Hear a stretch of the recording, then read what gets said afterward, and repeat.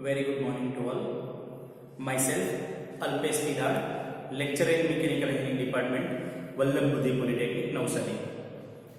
આજે આપણે basic engineering drawing ની અંદર જ્યોમેટ્રિક કન્સ્ટ્રક્શન નામના ચેપ્ટરમાં પ્રોબ્લેમ નંબર 5 જોવાનો છે.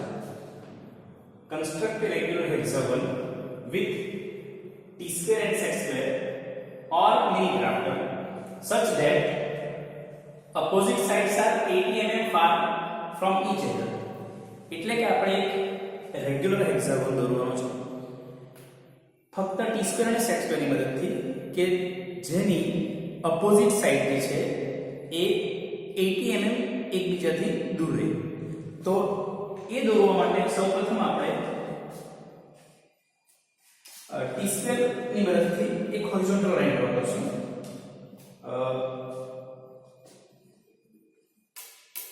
અત્યારે આપણે સેટ સ્ક્વેર વાપરીએ છીએ.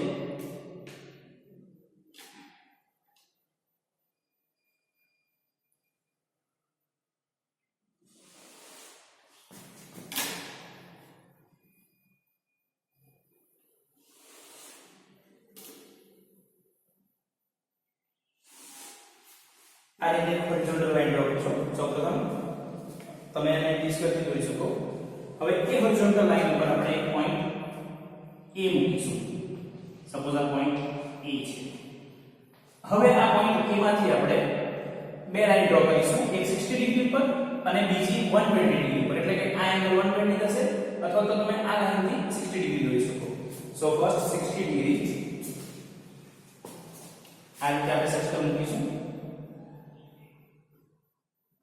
અને 60 ડિગ્રી પર એક લાઈન ડ્રો કરીશું. આ લાઈનને આપણે બંનેથી એક્સટેન્ડ કરીશું.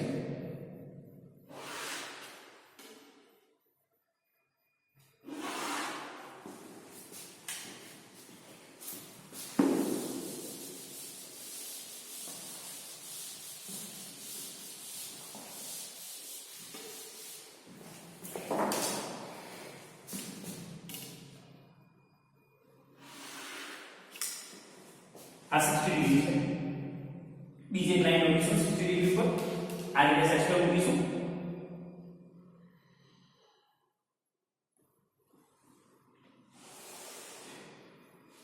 અને આ લાઈન એક્સટેન્ડ કરીશું. હવે આ જે એ પોઈન્ટ છે એમાંથી એક વર્ટિકલ લાઈન ડ્રો કરીશું જે હોરિઝોન્ટલ લાઈન એક્ઝેક્ટ 90 ડિગ્રી રહેશે. આ રીતે સેક્ટર મૂકીશું અને એ પોઈન્ટમાંથી એક વર્ટિકલ લાઈન ડ્રો કરીશું. હવે આ લાઈનને પણ આપણે એક્સટેન્ડ કરીશું.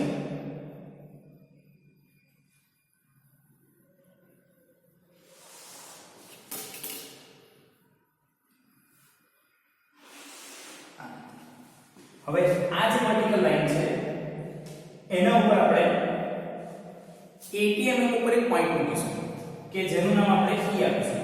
ફોર એક્ઝામ્પલ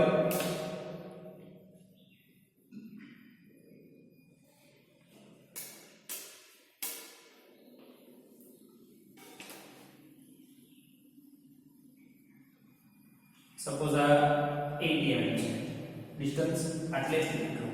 તો આ 80 ઉપર આપણે E પોઈન્ટ આપીશું. હવે આ E પોઈન્ટ ની અંદરથી આપણે એક હોરિઝોન્ટલ લાઈન ડ્રો કરીશું કે જે આ લાઈનને સમાંતર હશે.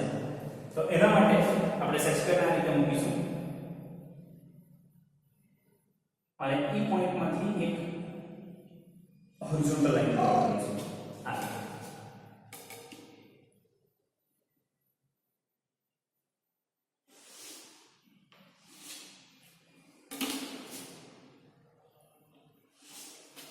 E પોઈન્ટ માટે આપણે હોરિઝોન્ટલ લાઈન ડ્રો કરી કે જે આ લાઈનને સમાંતર હશે.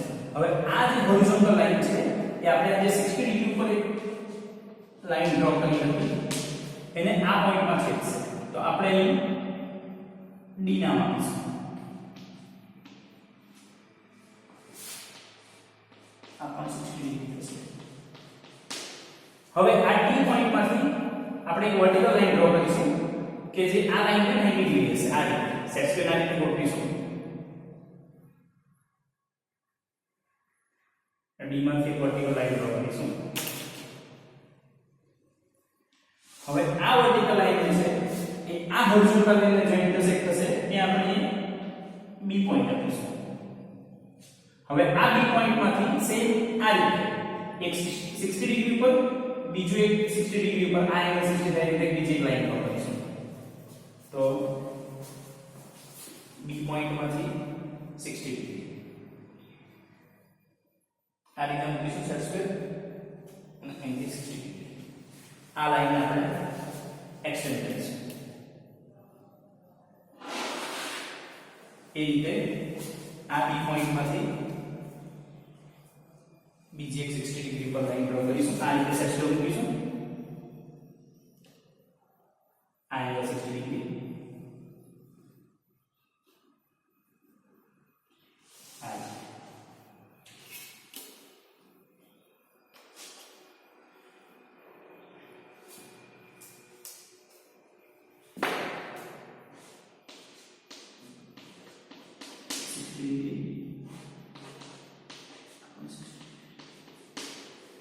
હવે આ જે બી પોઈન્ટ છે એમાંથી આ હોરિઝોન્ટલ લાઈન સાથે 60 ડિગ્રી થાય એ મુજબ એક બીજી લાઈન ડ્રો કરીશું.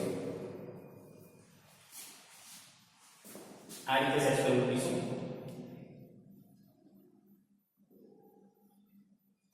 અને 60 ડિગ્રી પર લાઈન ડ્રો કરીશું. આ એંગલ 60 ડિગ્રી છે. તો હવે આ પોઈન્ટ ઇન્ટરસેક્ટ થશે એટલે કે આ 60 ડિગ્રી અને આ 60 ડિગ્રી.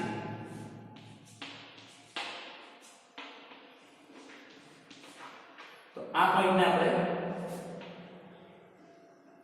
સી નામ આપીશું. ત્યારબાદ આ જે પોઈન્ટ છે ઈ પોઈન્ટ એમાંથી આ હોરિઝોન્ટલ લાઈન રેફરન્સ કરીને બીજી એક 60 ડિગ્રી પર લાઈન ડ્રો કરીશું. આમ જો સેક્શન મૂકીશું અને 60 ડિગ્રી પર લાઈન ડ્રો કરીશું. આ એંગલ 60 ડિગ્રી ઈ પોઈન્ટ પરથી.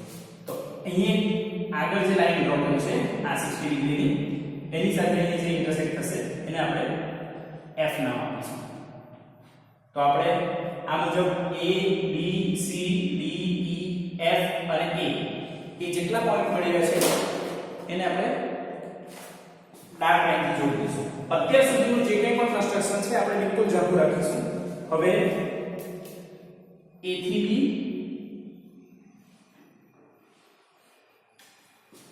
B થી C C થી D D થી E E થી F અને F થી A. એટલે કે આપણો આ રેક્ટેંગલ હેક્સાગોન છે A B C D E F અને A. તો જે સાઈડ છે એટલે કે આ સાઈડ અને આ સાઈડ આ ડિસ્ટન્સ જે છે એ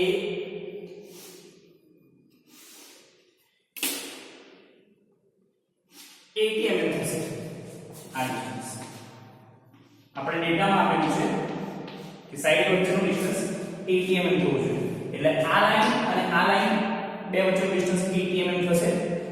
આ લાઈન અને આ લાઈન વચ્ચેનું ડિસ્ટન્સ પણ 80 mm થશે અને આ લાઈન અને આ લાઈનનું ડિસ્ટન્સ પણ 80 mm થશે. So this is your problem number 5.